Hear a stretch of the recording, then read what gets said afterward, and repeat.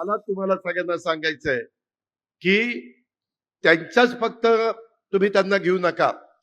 जर तुम्हाला ग्राहक नाही मिळाला आणि एखाद्या पुरुष माणसाने थांबवलं तरी तुम्हाला त्यांना पण नेण्याची मुभा आहे.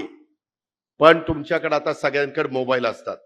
माझी विनंती आहे, तुम्ही त्या पुरुषाला रिक्षामध्ये बसवलं तर त्याचा फोटो काढायचा आणि तो तुमच्या घरी नुसता पाठवून द्यायचा, आता मी ह्या ग्राहकाला घेऊन चाललेली आहे.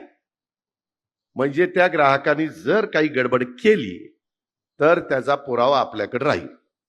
आम्ही पुरुष सगळे गडबड करणारे नाहीत, परंतु काही वेगळ्या विचाराची लोक, काही अतिशय समाजामधली विकृती असे काही लोक असतात.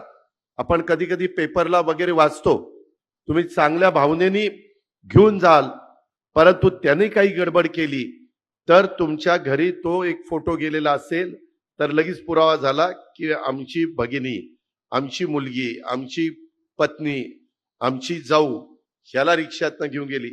आणि प्रत्येक वेळेस बहिणींचे फोटो नका काढू, त्या तुमच्यावर तिथं काही गडबड नाही, परंतु आमच्यासारख्यांचे फोटो निश्चित काढा.